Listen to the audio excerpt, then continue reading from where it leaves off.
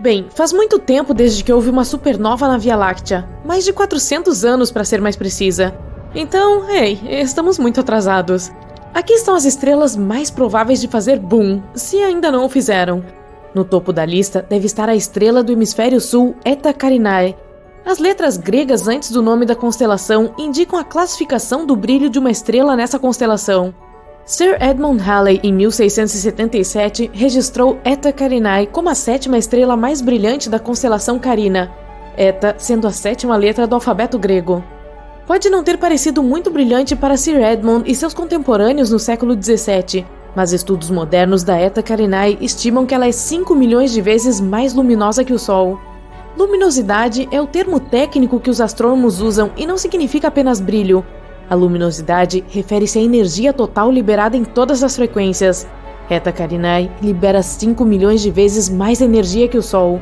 Verdadeiramente um dos colossos da Via Láctea, Eta Carinae é 100 vezes mais massiva e 240 vezes maior que nosso anão amarelo-branco Sol. Obviamente, como parece escura, Eta Carinae está bem distante, cerca de 7.500 anos-luz de distância. No entanto, mesmo a essa distância, se essa estrela se tornar hipernova, ela ainda pode impactar a camada de ozônio da Terra, interromper as comunicações por satélite e prejudicar os astronautas. 159 anos após a observação de Halley, Eta Carinae experimentou uma explosão semelhante a uma nova. Ela aumentou de uma estrela relativamente fraca para se tornar a segunda estrela mais brilhante visível da Terra, mas apenas por um período de 27 anos. De 1836 a 1863, Eta Carinae foi a segunda estrela visível mais brilhante, depois de Sirius, ou Sírio, a estrela do Cão Maior. E Sirius está a apenas 8 anos-luz de distância. Desde 1863, apesar de alguns surtos, Eta Carinae voltou ao seu brilho original de magnitude 4,5. Os astrônomos nos devem um pequeno pedido de desculpas, que não esperamos receber tão cedo, pela nomenclatura da magnitude das estrelas. Quanto mais brilhante uma estrela ou planeta, ou lua, menor é a sua magnitude. Assim, estrelas mais brilhantes do que primeira magnitude são magnitude zero ou magnitude negativa. A lua cheia, por exemplo, tem magnitude negativa 13. Uma estrela de magnitude positiva 4,5, como a Eta Carinae, é bastante fraca à vista da Terra, mas é claramente visível em um céu noturno sem poluição luminosa ou nuvens se você mora em qualquer lugar ao sul da latitude do Cairo, no Egito. 30 graus de latitude norte é o norte mais distante em que você pode ver essa estrela. Agora ouça, Eta Carinae está tramando alguma coisa. Tem clareado novamente e agora está mais brilhante do que em qualquer outro momento desde 1864. É uma situação complexa. Eta Carinae é realmente duas estrelas, Eta Carinae A e Eta Carinae, qual é o seu palpite? B. Há uma terceira estrela próxima que também está interagindo com a dinâmica da estrela dupla. Meu palpite é que se chama Eta Carinae C. Explodindo em 2 globos de gás incrivelmente massivos que estão se expandindo a 32 milhões de quilômetros por hora, Eta Carinae é sem dúvida uma das estrelas de aparência mais estranha que você já viu. Lembre-se, está localizada a uma grande distância de 7.500 anos-luz de nós. E se alguma coisa tivesse acontecido com Eta Carinae nos últimos 7.500 anos, tipo se tornar uma supernova, não seríamos capazes de ver, porque nenhuma radiação eletromagnética dela teria chegado aqui ainda. Os astrônomos estão acompanhando de perto a Eta Carinae porque ela pode se tornar hipernova a qualquer momento. Ou talvez isso já tenha acontecido há 5.000 anos. Nesse caso, só teríamos que esperar mais 2.500 anos para vê-la. Pois é, como eu coloco isso na minha agenda?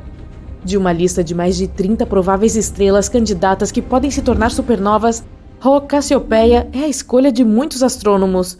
Outra letra grega, Rho, é a 17ª letra do alfabeto grego.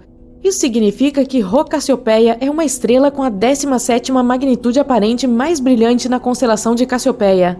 No entanto, Rho Cass, carinhosamente, é uma das apenas 7 estrelas hipergigantes amarelas conhecidas na Via Láctea. É mais um colosso.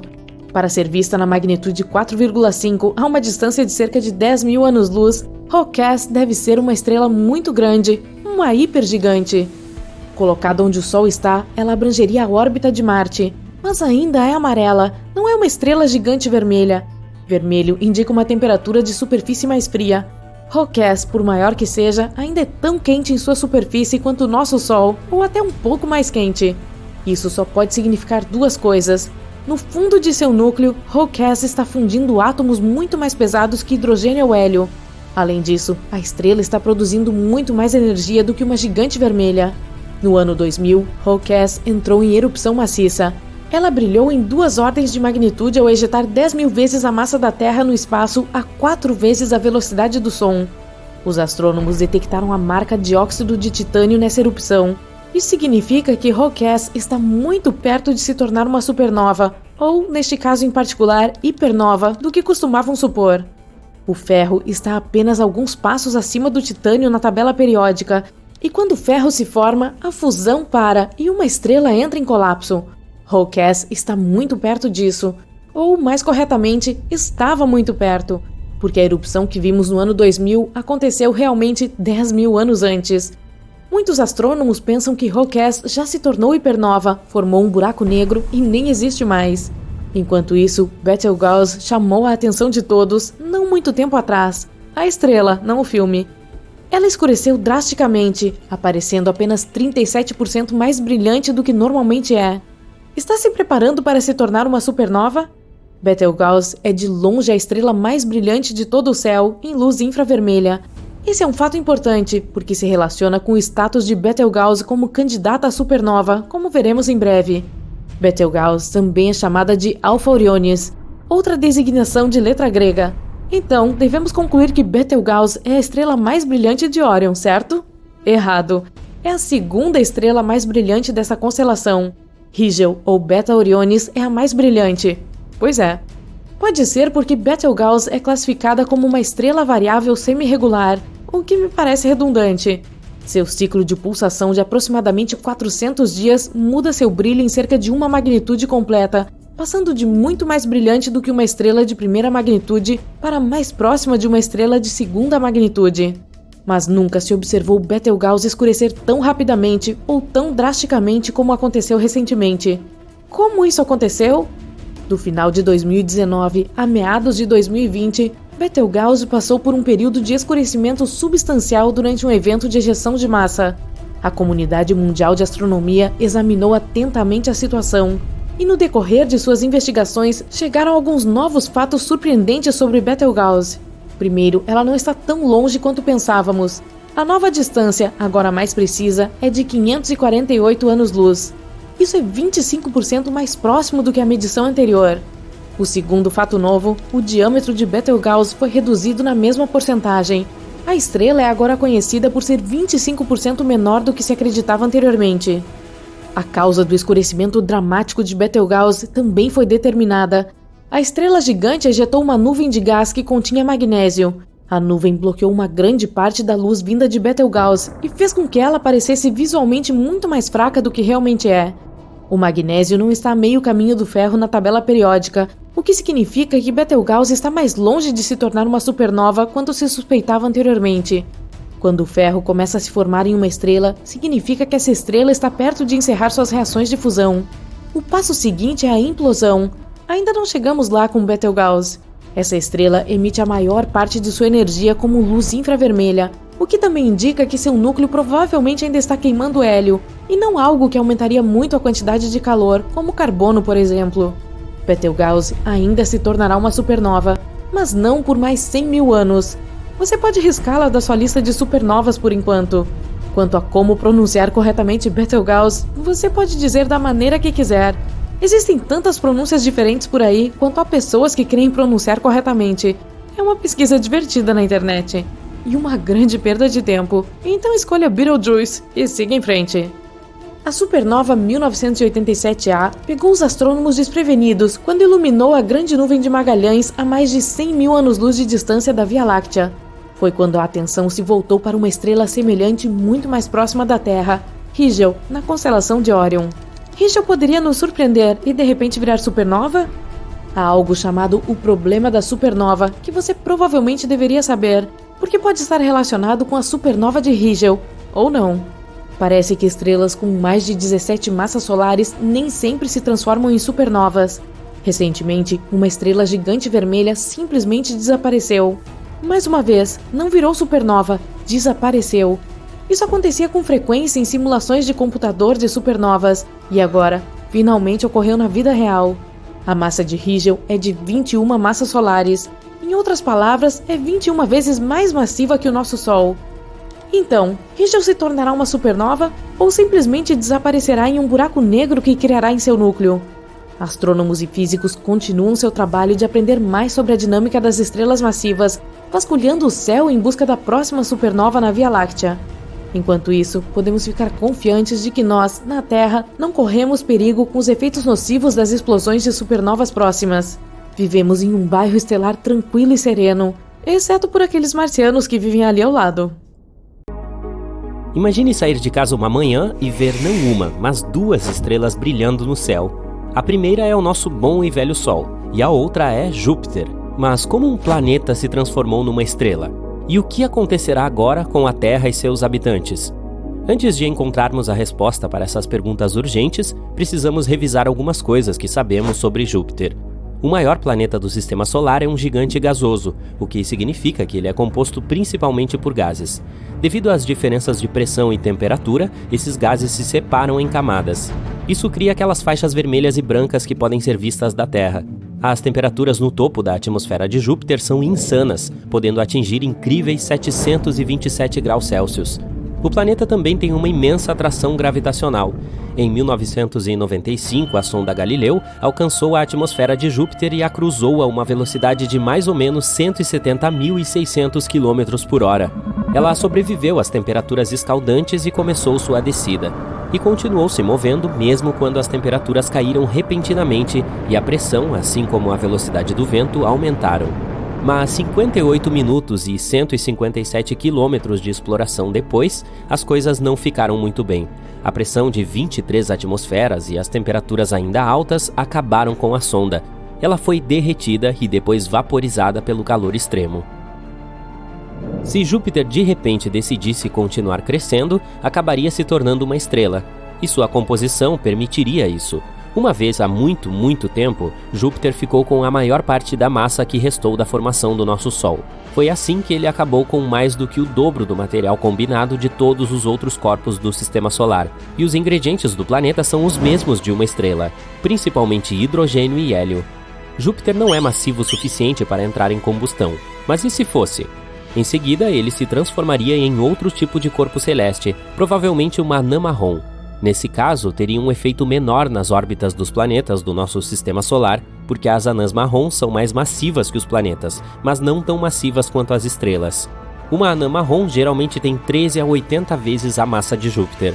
Ela só pode se tornar uma estrela se a pressão em seu núcleo aumentar o suficiente para iniciar a fusão nuclear.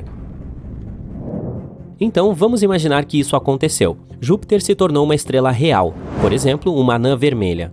As anãs vermelhas são estrelas com massas em torno de 7,5 a 50% da massa do nosso Sol. Também são mais quentes que as anãs marrons. Sua temperatura pode chegar a mais de 3.500 graus Celsius. Nosso Sol, em comparação, tem uma temperatura de mais de 5.500 graus Celsius. Isso significa que a anã vermelha recém-formada será muito mais fraca que o Sol. E ainda que a anã vermelha Júpiter poderia impedir que os outros planetas seguissem suas órbitas, porque não conseguiriam encontrar um equilíbrio entre as forças gravitacionais das duas estrelas. Os planetas se moveriam para mais perto do Sol ou mais perto da recém-formada anã vermelha. Se a Terra escolhesse a primeira opção, as temperaturas insanas da nossa estrela principal provavelmente eliminariam todos os seres vivos em pouco tempo. Se fosse o segundo cenário, provavelmente congelaríamos, já que Júpiter, como uma anã vermelha opaca, não seria capaz de nos aquecer o suficiente. Mas pode haver mais uma opção. Os outros planetas podem ser expulsos do Sistema Solar. Se Júpiter fosse uma estrela, aumentaria muito a quantidade de radiação que a superfície da Terra receberia. Nossa atmosfera teria que nos proteger tanto da radiação vinda do Sol quanto da de Júpiter. As anãs vermelhas são notoriamente ativas. É por isso que Júpiter, assim como o Sol, provavelmente teria frequentes ejeções de massa coronal, uma expressão chique para descrever grandes nuvens de partículas eletricamente carregadas que uma estrela libera numa explosão com enorme velocidade. Mas agora Júpiter tem um impacto significativo em nosso planeta. O gigante gasoso tem aproximadamente 318 vezes a massa da Terra, e isso também significa que tem uma atração descomunal sobre nosso planeta. Sua gravidade pode causar mudanças na órbita da Terra e mudanças climáticas a cada 400 mil anos ou mais. Quando a influência de Júpiter é mais forte, a Terra geralmente tem invernos mais frios, verões mais quentes e períodos mais intensos de umidade e seca. Além disso, se Júpiter se transformasse em uma anã vermelha, sua característica mais proeminente provavelmente desapareceria para sempre. Estou falando da Grande Mancha Vermelha, uma enorme tempestade no hemisfério sul do gigante gasoso. Suas partes mais altas estão a mais de 8 quilômetros acima dos topos das nuvens. A tempestade é quase 2 vezes maior que o nosso planeta. Em 2017, a sonda espacial Juno da NASA conseguiu coletar muitos dados sobre a Mancha Vermelha e descobriu-se que essa tempestade monstruosa desceu mais de 322 quilômetros na atmosfera do planeta. Isso é 30 a 100 vezes mais profundo do que qualquer oceano na Terra. Mas essas medições provavelmente são imprecisas e as verdadeiras raízes da tempestade podem ir ainda mais fundo. A Grande Mancha Vermelha é mais fria que o resto da atmosfera. E tenha em mente que as temperaturas de Júpiter são de 173 graus Celsius negativos nas camadas superiores das nuvens. Por outro lado, quanto mais próximo do núcleo, mais quente fica. Misteriosamente, as temperaturas mais altas já registradas no gigante gasoso ocorreram na atmosfera logo acima da Grande Mancha Vermelha. Eram mais altas que a temperatura da lava aqui na Terra. Os astrônomos acreditam que a turbulência causada pela tempestade tem potencial para produzir ondas gravitacionais e sonoras que podem ser responsáveis pelo superaquecimento. Mas a própria tempestade é mais quente no fundo do que no topo. Cientistas observam o vórtice em movimento em Júpiter há mais de 150 anos. Algum tempo atrás, os astrônomos previram que isso gradualmente desaceleraria e se tornaria menor ou desapareceria completamente.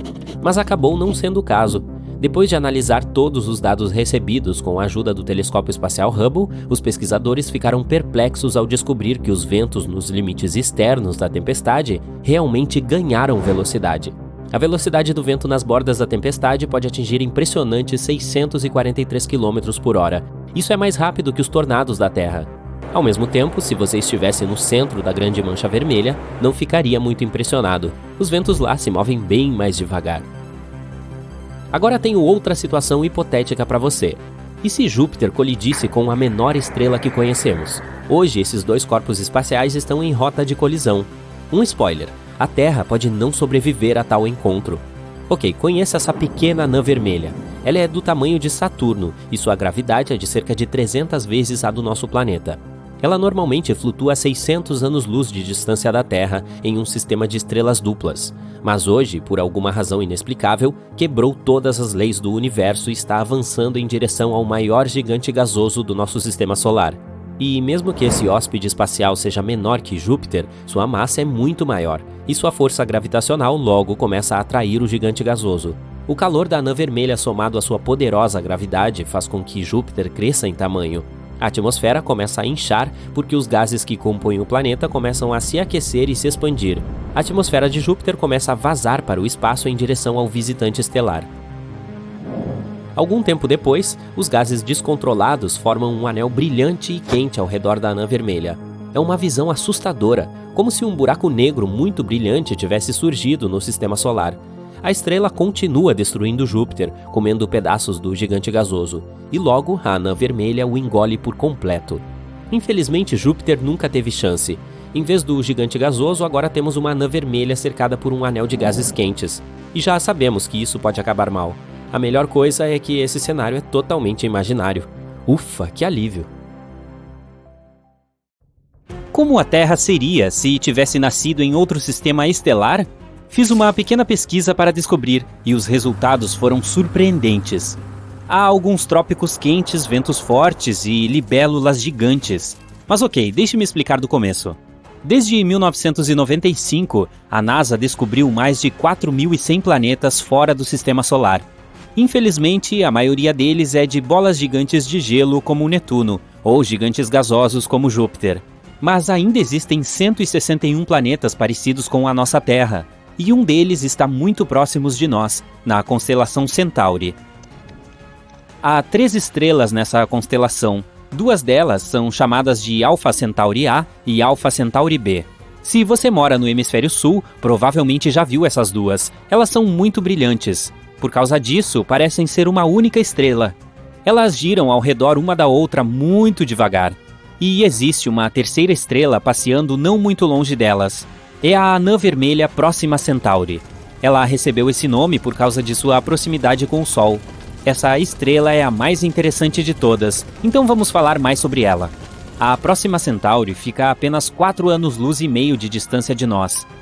E 1 ano-luz equivale a cerca de 9,6 trilhões de quilômetros. Pois é, se resolvêssemos ir para lá, nossa viagem de nave espacial duraria apenas 165 mil anos. Você acha muito? Para o universo é como uma piscada de olhos. A Próxima Centauri é muito mais leve e menor que o Sol. Ela também é 2 vezes mais fria que o Sol, com temperatura de 2.727 graus Celsius. É por isso que não conseguimos enxergá-la sem um telescópio. Olhando pelo lado bom, ela vai queimar por trilhões de anos, então não precisa ficar com medo de um dia ela comer você, como o nosso Sol pode fazer. E sim, nosso planeta gêmeo fica localizado pertinho da Próxima Centauri. Esse planeta é chamado de Próxima B. Eu sei, o povo não usou muito a criatividade na hora de escolher os nomes. Tomara que você não se confunda. Ele é um pouco maior e mais massivo que a Terra. Esse planeta fica localizado na zona habitável da Próxima Centauri. Isso significa que pode haver água e até alguns micro-organismos lá. Sim, é possível que algum dia encontremos vida por aquelas bandas. Mas por enquanto não sabemos muito sobre esse planeta misterioso. Ele provavelmente é rochoso, assim como nossa Terra, e tem uma paisagem parecida. Mas tudo isso não passa de teorias. Quem sabe o que o universo pode aprontar com a gente? Seria um desperdício voar 165 mil anos para se deparar com um pedaço gigante de gelo ou algo do tipo. Felizmente, é provável que não teremos que esperar tanto assim. Nossos gênios estão desenvolvendo uma tecnologia que permitirá que nos movimentemos a uma velocidade próxima da velocidade da luz. Se eles conseguirem, poderemos chegar à Próxima B em apenas 20 anos. De qualquer forma, este vídeo não é sobre a Próxima B. É sobre o que aconteceria se a vida tivesse surgido não no nosso sistema solar, mas na Alpha Centauri.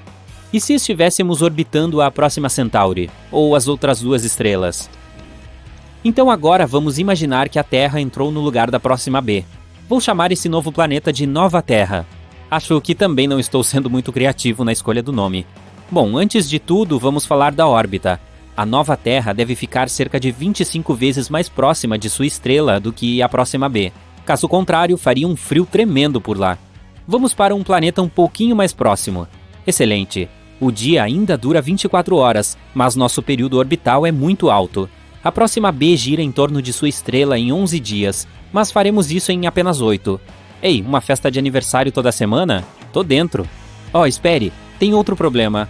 Veja bem, a Próxima Centauri é uma estrela eruptiva. Isso significa que às vezes, do nada, ela lança alguns ventos estelares. Eles carregam um monte de partículas ionizadas, que depois se assentam nos planetas.